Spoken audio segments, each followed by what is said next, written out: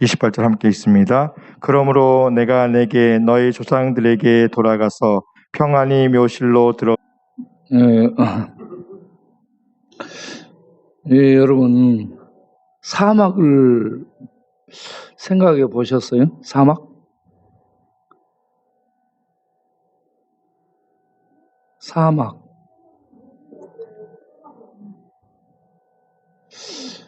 남극이 사막이고, 그리고 그 다음에 큰 게 사하라 사막이에요. 사막은 히브리어로 미드바르죠. 미드바르인데 광야하고 사막을 같이 쓰고 있습니다. 영어로 데절트해서 사막인데, 이 사막을 여러분 부산에서 서울까지 거리가 얼마 되는지 아세요? 428km. 근데 사하라 사막은 그 길이가 8,000km가 넘습니다. 사하라 사막이. 근데 이 사막이 대부분 암석으로 덮여 있고 깔려 있고 그 위에 모래가 덮여 있다는 거죠. 그리고 모래층으로만 된 곳은 20%.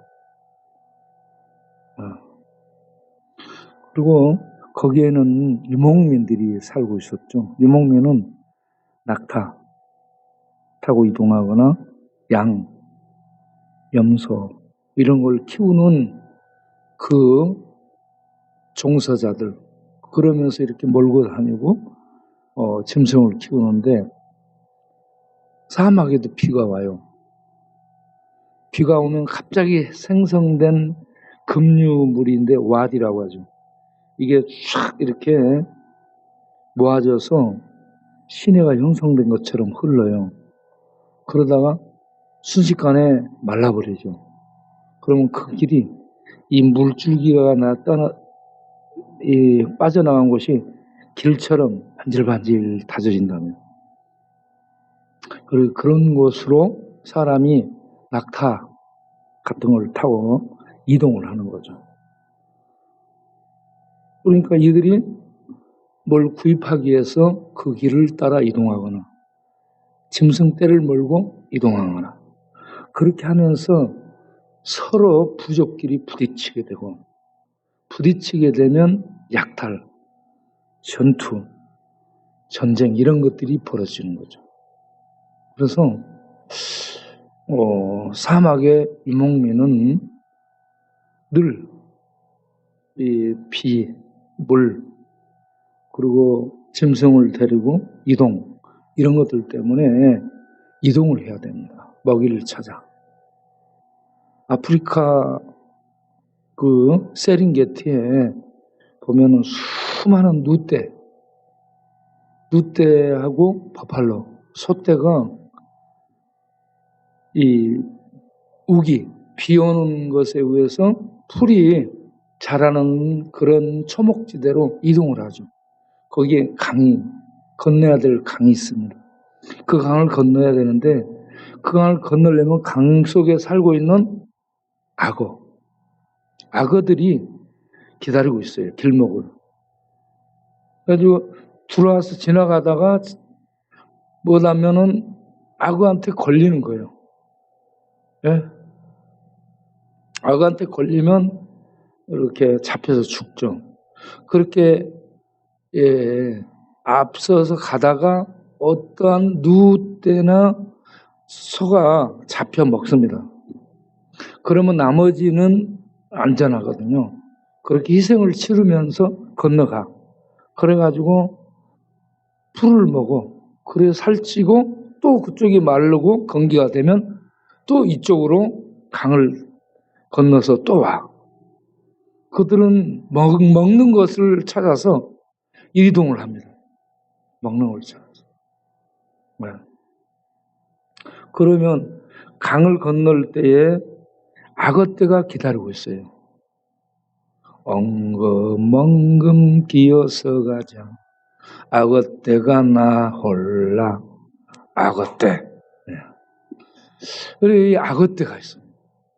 악어떼 다음에 이제 건너서 올라오잖아요. 초목지대로 올라오면 굶주린 포식자들이 기다리고 있어요.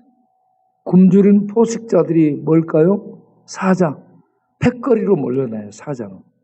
사자는 패밀리, 가족 단위예요. 숫사자, 암사자들이 있고 새끼들이 있어요. 그래가지고 가족 구성원으로 이렇게 사냥을 하고 기다리고 있습니다.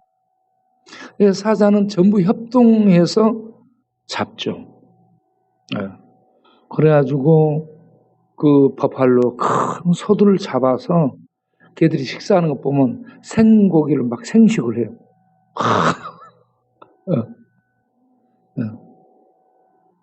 그러니까 이 모든 것이 사막지대에 가도 그 사막, 이 아프리카 초원지대에 가도 어떤 생명의 움직임, 사막에 가도 생명을 찾는 것이고, 이 초목지대 아프리카 이 초원지대를 가도 생명을 찾는 거예요. 생명이 어디 있을까?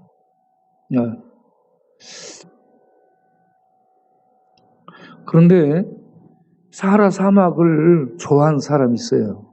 누군지 아세요? 생텍쥐베리. 생텍쥐베리가 조종사, 군대에서 조종을 배웠고, 공부는 지독이 안 하는 사람이고, 말도 참 안 듣는 사람이에요. 생텍쥐베리가 그 사하라 사막을 그렇게 좋아했던 거예요. 사하라 사막을 사랑했어요. 그래서 민간 비행기를 타고 사하라 사막을 밤에 쫙 날게 되면 밤하늘의 별들,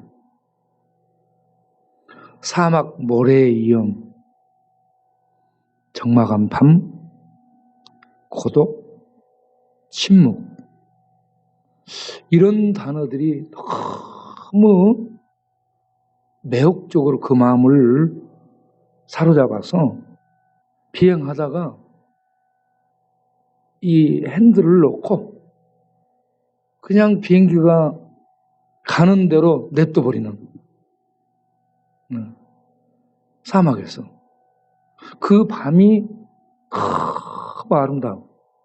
밤하늘의 별들, 밤의 침묵, 깜깜한 밤. 그러면서도 그 어떤 적막, 이 모든 것들이요 굉장히 아름다운 거예요. 그렇죠? 잡을 것 같은데 잡히지 않고 그 속에 있는데 또 보면은 안 보이고, 그러면서도 멀리 있으면 동경이 되고 가까이 가서 보면은 있는 것 같은데 없고. 그래서 참 이 시적으로 표현할 수밖에 없는 그런 어떤 아름다운 건데, 그 속에 빠져서 비행하다가 비행기를 놓고요 지 마음대로 가도록 해가지고 추락하고 그랬어요. 비행기 타고 추락하다가 거기에서 물이 없어가지고, 사막에서 물이 없어서 물을 찾아 헤매게 됩니다. 사막에 물 없어요. 물을 찾아 헤매다가 지쳐서 쓰러지게 돼 있습니다. 사람이 물 못 마시면 쓰러져서 이제 이 의식을 잃었죠. 그러한 때에 나타나는 사람들이 사막의 유목민들, 베두인들이죠. 그들이 지나가다가 발견해서 구제를 해주, 그렇게 살아난 거죠. 그래서 사막의 여행자들에게 사막에서 모래바람 독사, 뱀, 불뱀, 정갈에 물리기도 하고 길을 잃고 물을 못 마시고 쓰러지고 그러면 죽습니다. 그때 만나서 도움을 줄 수 있는 사람이 유목민들, 베두인들인데 그렇게 구해주는 사람이 선한 사마리아인입니다. 선한 사마리아인. 성경적으로 얘기합니다. 이런 선한 사마리아인 만나면 사막 여행하다가 쓰러진 자들이 살고 만나지 못하면 죽습니다. 그런데 이 생트큐베리가 자기를 구해준 그 한 사람에게서 모든 사람을 봤다라고 합니다. 한 사람에서 모든 사람을 봤다. 멋진 표현을 했죠. 그리고 또 그가 어린 왕자를 통해서 한 얘기가 뭐예요? 중요한 것은 사람의 눈에 보이지 않는다. 아주 참 멋진 표현들을 했어요. 여러분, 중요한 거 사람들에게 안 보여요. 사람의 마음 중요하죠. 마음 안 보이죠. 사랑 얼마나 중요해요? 안 보이죠. 영혼 얼마나 중요해요? 안 보이죠. 하나님 얼마나 중요해요? 하나님 안 보이죠. 하나님 보이면 난리 나요. 하나님 다 믿지. 예? 하나님 나라 천국이 보여요? 안 보여요? 안 보이니까 못 믿는 거예요. 하나님의 생명 영생이 보여요? 안 보여요? 안 보여요. 태양빛, 태양해, 달빛, 별빛, 빛은 보이는데 진리의 빛은 안 보여요. 빛을 보는데도 진리는 못 봐. 그래서 이 모든 진리를 볼 수 있도록 빛을 비춰주는 진리. 천국을 볼 수 있도록, 하나님 나라를 볼 수 있도록 빛을 비춰주는 등불. 천국을 갈 수 있도록 길이 되어주는 그 길 안내, 길 자체가 되신 분. 이런 것들을 보여주고 알려주고 믿게 해주는 실질적인 증거자가 하나님께로부터 온 하나님의 아들 예수 그리스도입니다. 그분은 하나님께로부터 오신 하나님의 사자. 하나님이 보냈고 하나님과 함께 있었고 하나님의 모든 것을 보신 하나님이시고 하나님 아버지와 의논하시고 계획하시고 모든 일을 집행하시고 모든 일을 창조부터 행하신 분이시기 때문에 하나님의 모든 것을 하시는 전능하신 하나님의 사자 하나님이셔요. 그분이 증거하는 모든 증거는 참이에요. 하나님 것이거든요. 그래서 그 예수 그리스도를 통해서 닫혀진 하늘 세계, 비밀의 세계, 사막을 여행해도 보이지 않고 아프리카 초원을 가도 보이지 않는 생명, 진리, 어떤 영원한 것들, 이런 것들이 사막에도 안 보여요. 사막 여행을 해도. 밤을 여행해도 안 보이고 하늘을 비행기 타고 올라가도 안 보이고 달나라에 가도 안 보여요. 아프리카 짐승의 떼 속에 초원을 가서 들여다보고 해도 안 보이는데 하나님의 아들 예수 그리스도를 통해서 그 생명이 보여지고 하나님 나라가 증거되고 보이지 않는 존재 하나님이 증거되고 그 하나님의 말씀 따바르 말씀들이 참이고 이 말씀들이 진리고 이게 사실이고 실제고 신화도 아니고 전설도 아니고 소설 같은 픽션도 아니고 그거는 실제고 사실이네. 역사적이고 진실하고 사실이네. 꾸며진 어떤 내용들이 아닌 신화는 꾸며놓은 얘기예요. 전설 실제가 아닌데 전설 따라 삼천리 꾸며놓은 얘기들, 전해오는 얘기들. 예. 그리고 소설 이렇게 써놓은 다큐멘터리가 아닌 소설들 그런 건 전부 픽션이에요. 상상으로 만들어낸 것. 그런데 하나님은 실제입니다, 여러분. 실제로 계시는 사실, 실제의 나라에 있고 실제의 존재자로 계시고 그분이 실제로 말씀하셨고 이거는 진실하고 사실이고 실제고 그렇기 때문에 이런 것을 가리켜서 진리라고 말하는 거죠. 태양빛을 봐도 이 진리가 보이지 않고 달빛 속에 별빛 속에 과학의 조명 속에도 안 보이는데 예수 그리스도를 통해 증거됐고 예수님이 하나님께로부터 받아 보낸 성령에 의해서 그 진리 세계가 보여지는 거죠. 네. 그래서 진리의 성령이 오시면 그가 너희를 모든 진리, 예수님께서 말씀하신 모든 진리 가운데로 인도할 것이요. 네. 진리의 성령이 뭐냐면 하나님의 등불이에요. 진리의 성령이 하나님의 등불. 등불은 이 불빛이 진리를 보여주지는 못해요. 빛은 비춰주는데. 그런데 성령은 하나님의 등불이기 때문에 진리를 보게 해주는 진리의 등불이에요. 일반 등불은 과학이 만들어 놓은 등불이에요. 이거는. 하늘에 있는 태양은 하나님이 만들어 달아놓은 이 하늘의 등불이에요. 그런데 이런 것들은 진리를 보여주지 못해. 그러면 누가 보여줘요? 진리는 진리이신 하나님이 오셔서 비춰줄 때, 보여줄 때, 들려줄 때 알게 되는 게 진리입니다. 예. 그래서 학교 교과서도 없고 대학 철학 교과서에도 없고요. 기업에서도 만들어낼 수 없고 그래서 오직 진리의 성령이 오시면 너희를 진리 가운데로 인도하리라. 어디에 있어요? 한번 찾아보겠습니다. 그게 요한복음 14장.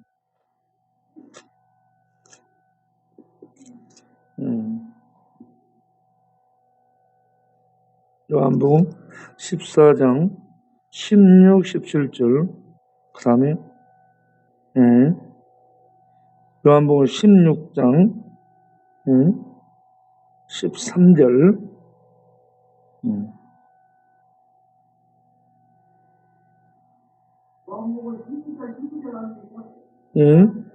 13절 요한복음 16장 13절을 읽어보세요. 네, 요한복음 16장 13절. 그러나 진리의 성령이 오시면 너희를 모든 진리 가운데로 인도하시리라. 그가 스스로 말하지 않고 오직 하나님께 들은 것을 말하며 그래서 장래일을 하나님께서 하시는 장래일을 너희에게 알려주리라. 예. 그래서 진리의 성령에서 하나님이 하신 것들이 보여주고 하나님이 하실 미래가 진리의 성령에서 깨닫게 되는 겁니다.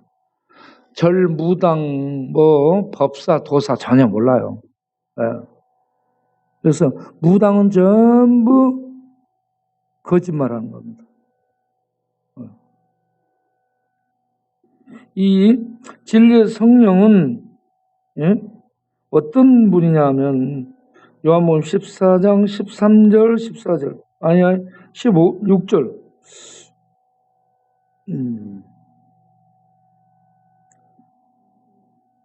요한복음 14장 16절 17절 보면 이 성령께서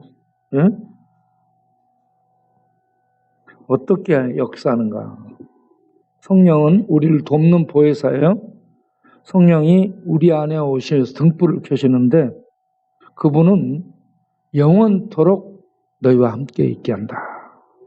믿는 자 안에 진리의 성령은 영원토록 함께 합니다.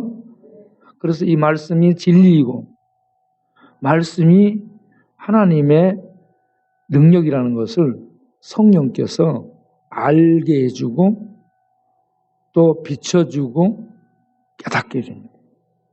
그 하나님이 진리 성령이 우리와 함께 하는 거예요. 여러분 지금 예수 믿는 자 안에 진리의 성령이 함께 하심을 믿으시기 바랍니다. 이 하나님 진리의 성령이 인도해 주시는 거예요. 선생이 돼가지고. 그런데 이 진리의 성령이 17절을 보면은 뭐라고 얘기해요? 진리의 영이라 해가지고 세상 세상 사람들은 왜 하나님을 모를까요? 능히 그를 받지 못하고, 성령을 받지 못하고, 성령을 보지도 못하고, 성령을 알지도 못하고, 그들은 캄캄합니다 이 말입니다. 그러나 너희는 성령을 아나니 성령은 너희와 함께 거하시기 때문이고 너희 속에 계시기 때문이다. 예, 진리의 성령이 오셔서 우리를 인도하는 겁니다. 진리의 성령이 능력이고 선생입니다. 예? 그래서 성령이 오셨네, 성령이 오셨네, 내 주에 보내신 성령이 오셨네. 이렇게 성령이 오셨네. 이 노래를 부를 때는 이 키를 잘 잡아야 돼요.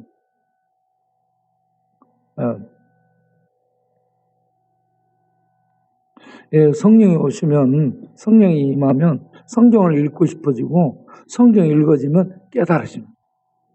성령께서 선생이 돼가지고 가르쳐 주셔요. 성령이 등불이 돼서 비춰주고 선생이 돼서 깨닫게 해주고 그리고 성령이 하나님의 뜻 가운데로 우리를 인도해 주십니다.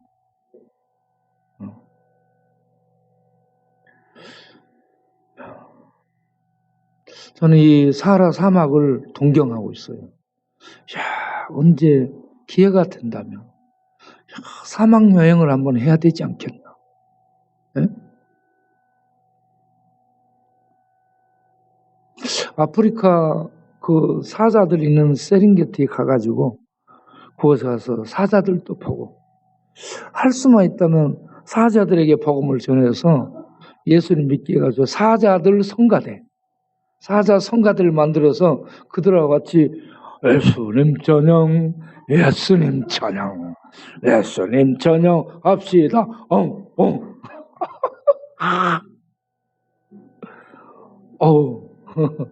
네? 저는 이렇게 엉뚱한 생각을 해요.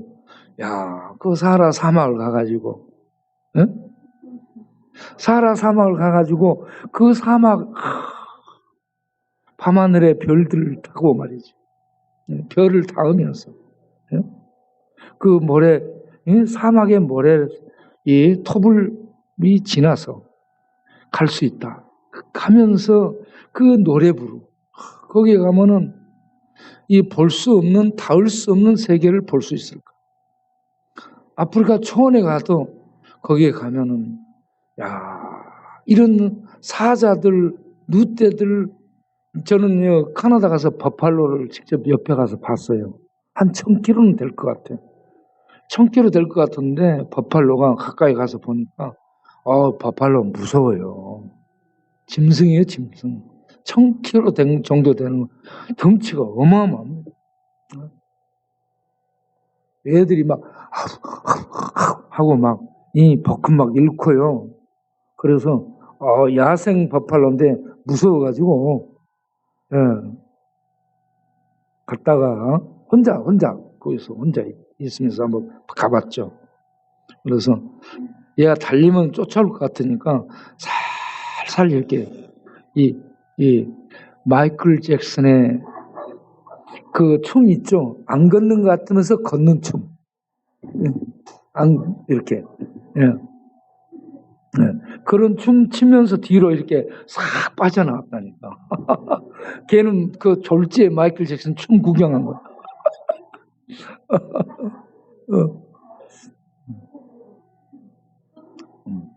근데 내가 그 춤을 추면서 이렇게 나오니까 얘가 놀래가지고 그냥 가만히 있더라고. 가까이서 짐승들, 산 짐승들 보게 되면 굉장히 무섭습니다. 근데 사람도 두 종류가 있죠. 집에 있는 집의 가축, 강아지, 개, 고양이 같은 가축형이 있고 또 하나는 야생 동물형이 있어. 맨 집 나가고 밖에 나가서 돌아다니를 좋아하고. 여러분은 어떤 스타일이요? 우리 지금 자연인들로 봉환이는 어떤 스타일 같아? 최봉환. 집 나와서 지금 텐트를 치고 있는데 그 텐트도 지금 거의 이렇게 내려앉았어. 그 봉안이는 무슨 형일 것 같아요?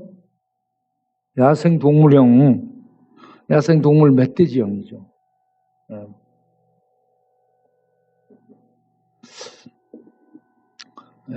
어쨌든 이렇게 사막, 아프리카 초원 이런 것들을 좋아해서 그런 것들을 많이 이렇게 저는 살펴보고 그렇습니다. 그런데 생틱베리도 그 사하라 사막을 좋아했고요. 그가 이 어린 왕자를 써놓고 3개월 정도 지난 다음에 젊은 나이로 죽습니다. 44살인가 죽어요. 그 비행기 타고 실종된 건데 나중에 바다에서 그 자네를 찾아낸 거죠. 그가 남긴 그 책 속에 이렇게 중요한 것은 사람의 눈에 보이지 않는다 했어요. 중요한 것. 근데 이 중요한 것은 뭐냐? 이 사람들의 마음, 사람들의 사랑, 이런 하나님, 하나님의 존재, 하나님, 이런 것들이 안 보이죠. 그래서 사람들의 눈은 닫혀 있는 겁니다. 닫힌 세계에 갇혀 있습니다. 이걸 눈을 띄워주는 게 하늘의 도움을 받아야 되는데 하늘의 도움을 주는 존재, 그 역할을 하러 오신 존재가 예수님을 뒤를 이은 바톤을 이은 성령님이 하나님의 등불이에요. 하나님의 등불. 계시록을 보게 되면 성령을 하나님의 등불이라고. 그래서 하나님의 등불이 영인데 이 등불 영이 진리를 비춰주고 하나님의 세계를 비출 때 그 성령은 이 땅에서 비추지만 하늘에 있는 겁니다. 그렇기 때문에 이 땅에서 진리의 성령의 도움을 받아 보는데 하늘을 동시에 보게 되는 거예요. 그래서 진리의 세계, 진리의 하나님을 이 땅에서 알 수 있게 되고 하나님을 보게 되고 하나님을 의식하게 되고 그래서 하나님을 믿을 수 있게 되는 것이죠. 성령의 역할은 진리를 비추고 깨닫게 하고 알게 해서 믿음을 갖게 하는 거예요. 믿음을. 그런데 세상 사람들은 이 성령을 알지도 못하고 보지도 못하고 듣지도 못하고 깨닫지도 못한다. 불쌍한 겁니다. 그래서 돈밖에 모르고 돈, 명예, 권력, 쾌락 이런 것들밖에 세상 사람들은 모르죠. 그런 거 하다가 나이 들어가면은요, 예? 나이 들고 힘 빠지면은 전부 어디를 생각해요? 요양원을 생각합니다. 어디 요양원으로 갈까? 그 나이 들어서 요양원 가기 전에는 어디를 생각하냐? 자연인, 어떤 자연인으로 갈까? 이런 거 생각하다가 그 다음에 힘 빠지게 되면 어느 요양원으로 갈까? 그렇게 생각해요. 그럼 여러분 힘 있을 때 활동할 수 있는 힘 있을 때 예배 드리시고 나중에 힘 빠지면 예배 들으러 올 수 있어요 없어요? 우리 음성이 있는 임송 용어가 우리가 가면은 이렇게 얘기하잖아요. 목사님 오셨어요?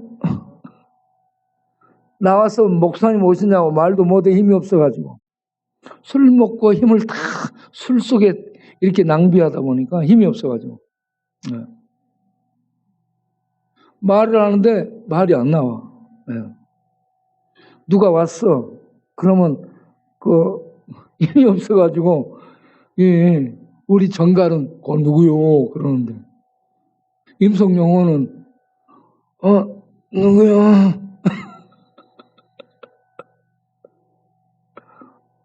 이렇게 힘이 빠져서 나중에는 힘이 빠지면 어때요? 우울해집니다, 사람이. 그래가지고 임성용어가 늘 가면은 뭐라 하는지 아세요? 전화하고 그렇게 해가지고 죽겠다는 거야. 내 왜 음성을 자주 가냐면 안 오면 죽겠다 하는 거야. 전화해가지고. 에? 안 오면 죽겠다. 안 오면 어디로 가버리겠다는 거야. 나는 어디로 간다는 걸 제일 무서워하잖아. 우리 바우가 그걸 이용해가지고 항상 그러잖아.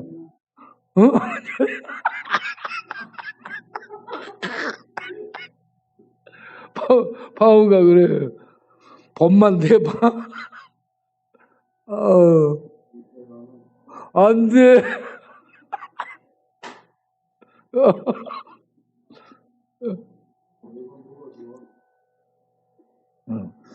여러분, 바우가 가면 좋겠어요? 예, 다 같이 하겠습니다. 바우 가지 마. 다 같이 시작. 가지 말래.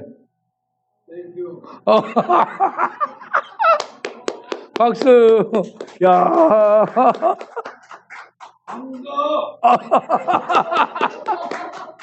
아유.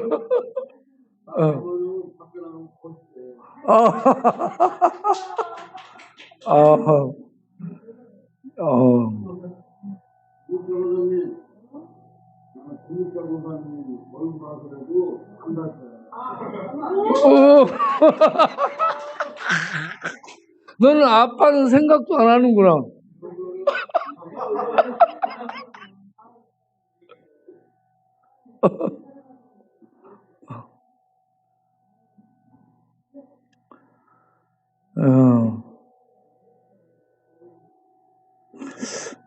자.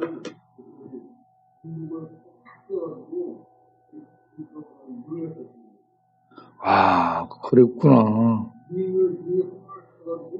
바우의 로망, 일생의 꿈이, 환상이 뭐냐면 군인 되는 거야. 그래가지고 군복 탁 빼입고 밑에 링 딱 차고 여기 계급장 붙여가지고 이렇게 걸어가는 거야. 네.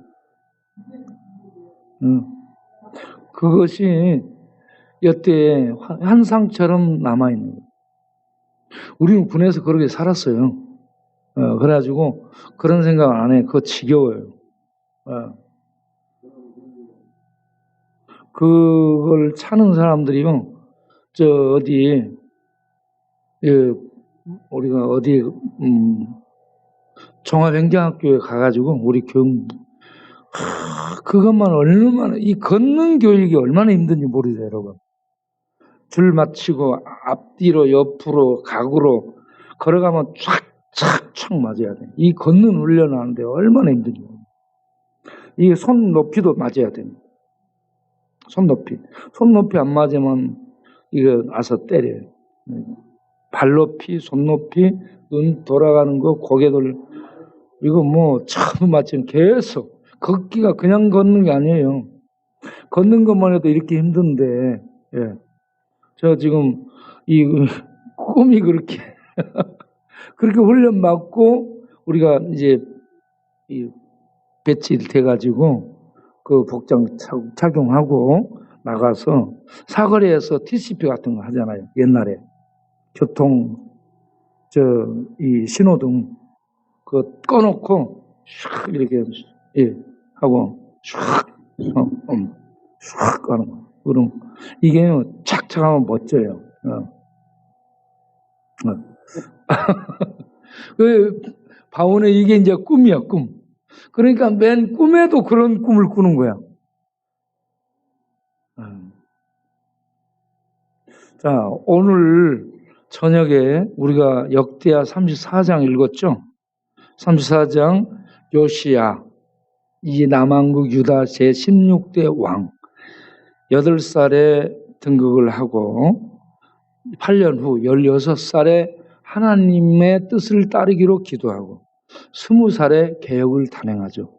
국제 정세 아수르가 지배하던 그 세력이 힘을 힘이 약간 빠진 외부 공격으로 아수르가 유다를 이스라엘을 간섭하지 못하는 이러한 찬스가 왔을 때 개혁을 단행합니다. 개혁을 6년 동안 단행하죠. 26살에 성소에서 이 헌금함, 성전세를 내놓은 돈깨와 함께 율법책을 발견하죠. 율법책을 발견해가지고 이 율법책을 보고 이 요시야 왕이 가슴을 찢습니다. 가슴을 찢었다는 것은요, 하나님 앞에서 뭘 찢었다는 얘기예요? 마음을 가슴을 찢었다는 건 마음, 보이지 않는 마음을 찢은 거예요. 하나님 앞에서. 이 마음을 옷을 찢었다는 것은 큰 회개를 했다라는 외적 표현이에요. 옷을 찢고 왕이 마음을 찢으면서 하나님 앞에서 회개한. 여러분, 이 회개를 하나님이 들으셨더라. 보셨더라. 이게 오늘 중요한 관건입니다. 회개하는 것을 하나님이 보시는 거예요. 자, 그래서 역대하 34장 보게 되면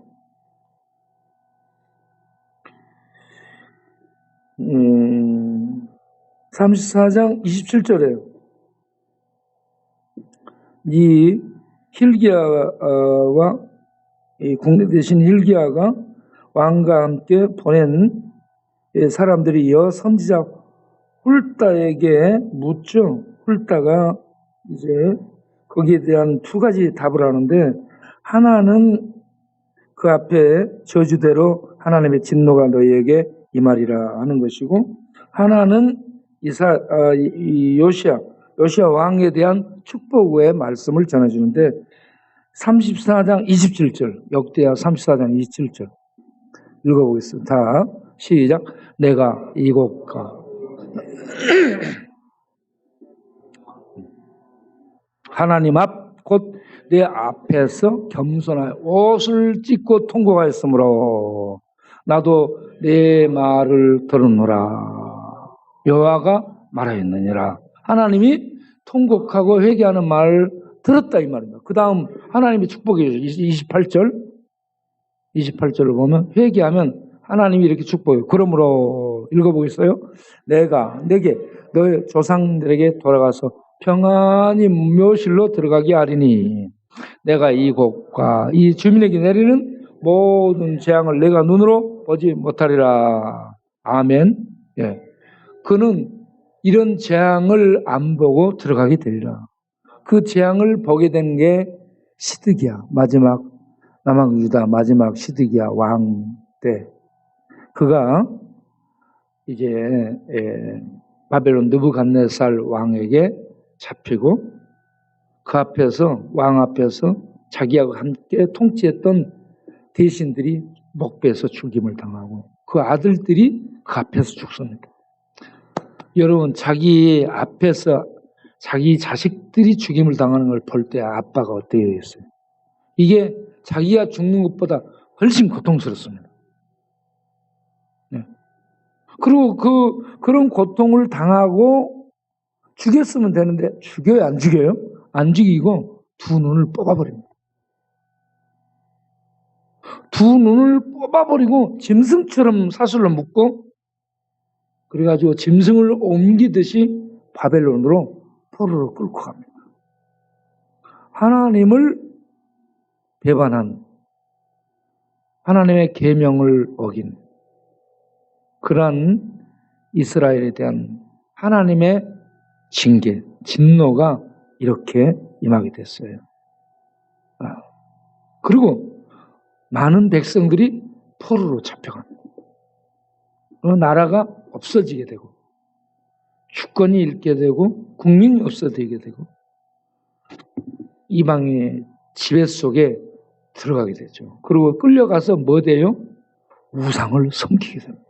네가 그렇게 섬기는 우상 한번 섬겨봐라. 네가 그렇게 내가 섬기지 말라고 했던 우상 한번 섬겨봐라. 해가지고 그 왕을 끌고 가서 우상 섬기는 데서 그는 죽습니다. 그래서 왕으로서 대우를 하나도 받지 못하고 그 마지막에 우상 섬기는데 끌려가서 우상 섬기다 죽는 비참한 자기의 나라가 잃고 대신들이 전부 죽임당하고 아들들이 죽고 자기는 눈은 뽑히고 모든 것을 잃죠. 그래서 이 하나님의 계명을 지키고 하나님을 경외하면 복을 받습니다. 그런데 그걸 어긴 거예요. 그래서 하나님이 이스라엘에게 신명기를 요즘 계속 보죠. 신명기 4장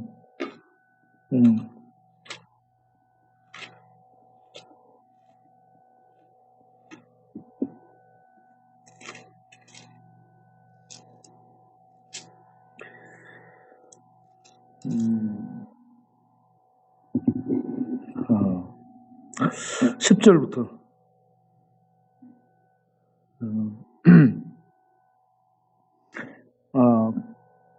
9절부터 보겠어요. 신명기 4장 9절부터 읽어보겠어요. 너는 스스로 상가며 내 마음을 힘써 지키라. 그래야 내가 눈으로 본 그 일을 잊어버리지 말라. 내가 생존하는 날 동안에 그 일들이 내 아들들과 내 자손들에게 알게 하라. 그 다음 10절에 내가 호렙 산에서 내 하나님 여호와 앞에 섰던 날에 여호와께서 내게 이르시기를 나에게 백성을 모으라. 내가 그들에게 내 말을 들려주. 그들이 세상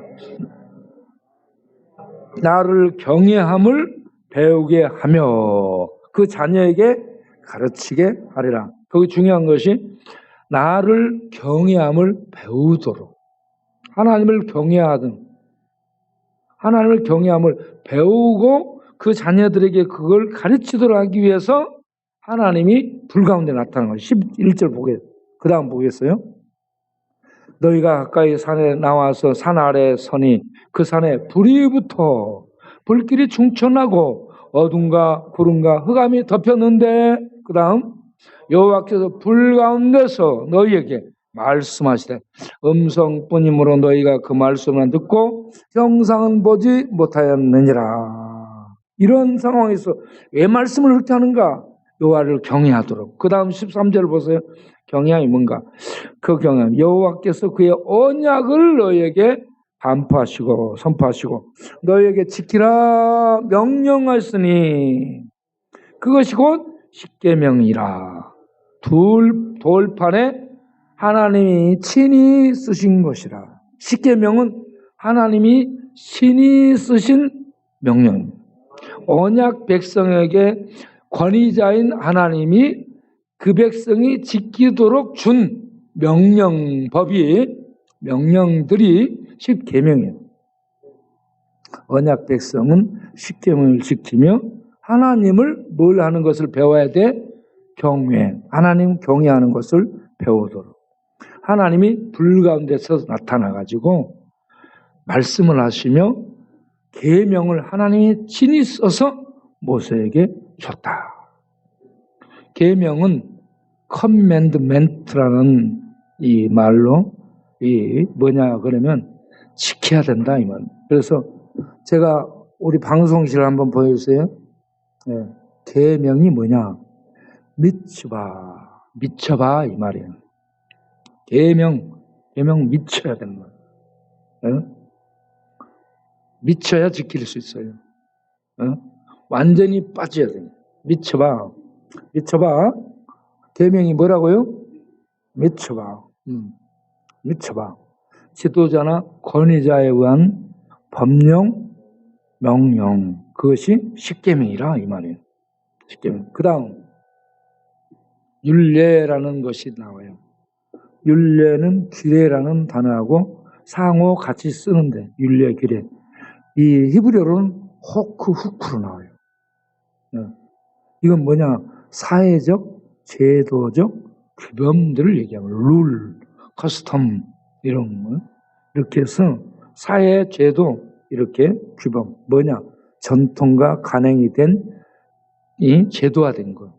전통 간행이 제도. 뭐냐? 제사, 제도. 정결, 규례. 절기 지키라. 이런 것들이 율례, 규례로 이렇게 전통화됐고 제도화돼서 내려오게 되죠. 이걸 율례, 규례라고 얘기합니다. 계명은 하나님이 권위자예요. 법도를 반포하는 권위자가 준 명령이에요. 그건 지켜야 됩니다. 그 다음에 율례, 이렇게 사회적으로 이 제도화된 그런 관행, 전통, 습관 이런 것들을 말합니다. 규례들. 그 다음에 법도라는 것이 나오죠. 법도는 미스파트 해가지고 저지먼트에서 재판정을 얘기합니다. 재판에서 하는 것을 저스티스라고 하거든. 공의, 저스티스에서 법률적인 규범, 사회적으로요. 어떻게 해야 된다는 법정에서 판결 기준을 제공하는 것들이 미스파트, 법도라고 얘기합니다. 그래서 어떤 법정에서 판결하려면 기준이 있어야 되죠. 네, 법 기준들. 그걸 미스파트랍니다. 네, 판결의 기준들입니다. 재판. 네, 그래서 예를 든다면 폭행을 저지른 자를 어떻게 처리한다. 또 도둑질한 자는 어떻게 처리한다. 네, 이런 구체적인 부분들에 대해서 제시하고 있는 것이 미스파트. 이 하나님의 법령적 공의가 올바르게 집행될 때, 공의가 올바르게 법정에 시행될 때 사회의 옳음, 정의가 있게 되는 거예요. 그러니까 지금 이 세상은 법적으로 법의 재판정에 공의가 없어요. 돈 주면 다 되는 거예요. 권력, 힘 있으면 다 되는 거예요. 그래서 나오는 말이 뭐예요? 유전, 무죄. 무전, 유죄. 돈 없으면 아무것도 죄가 아닌 것이 죄가 되고, 돈이 많고 그러면 아무리 많은 죄를 져도 죄 없이 된다. 그래서 이런 말이 있잖아요. 민간에 1명, 2명, 3명을 죽이면 살인자예요. 수많은 많은 사람을 죽이고 그 나라를 정복하면 정복군주가 되는 겁니다.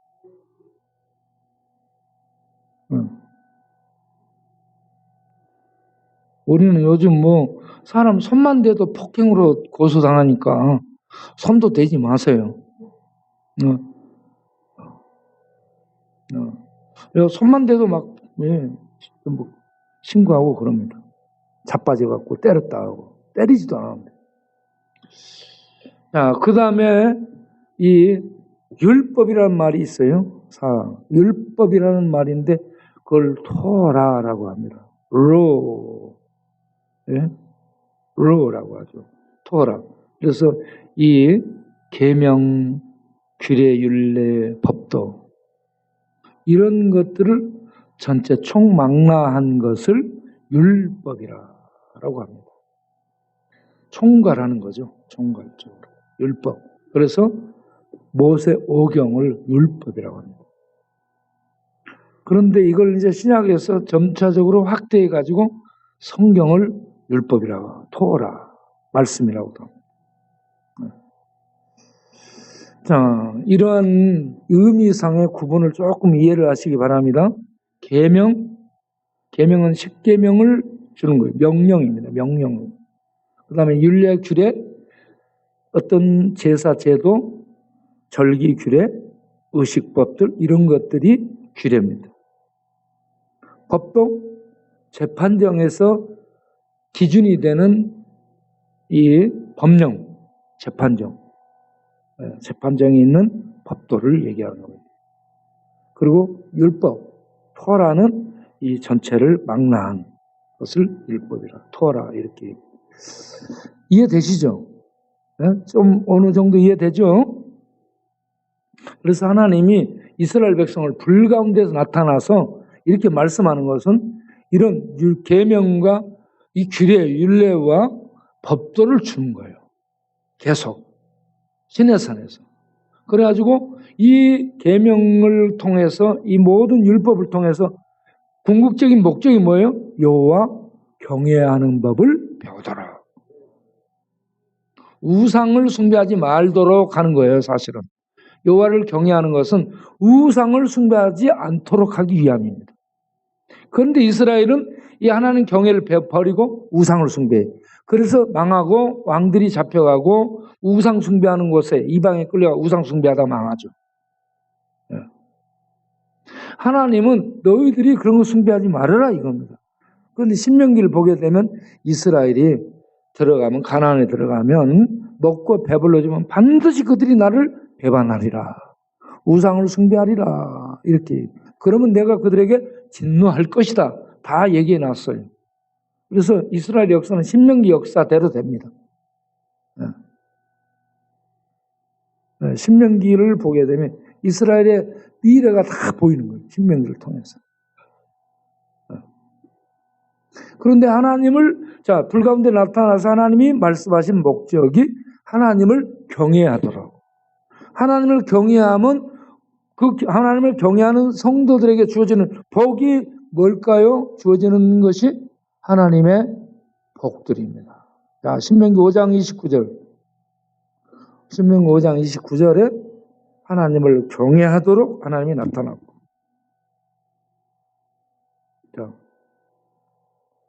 자, 읽어보겠어요? 시작. 다만 그들이 항상 이 같은 마음을 품어 나를 경외하며, 경외할 때에 내 모든 명령을 지키는 거예요. 그러면 결과적으로 뭔 축복이 임해요? 그들과 그 자손이 영원히 복 받기를 원하노라. 복이 뭐냐? 그러면 잘 되는 겁니다. 형통하고 건강하고 아주 풀리고 앞날이 하나님이 열어주셨어요. 잘 되게 되는 것을 여기서는 복이라고 얘기하고 있습니다. 이런 복이 주어지도록, 복을 받아 살도록 하나님 경외하는 법을 배우라.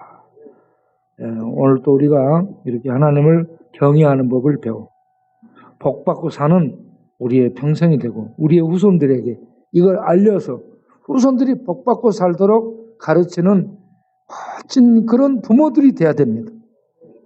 그리고 우리 주변의 사람들에게 전해서 주변 사람들이 이런 복에 참여하도록 인도하는 것을 전도라고 하죠.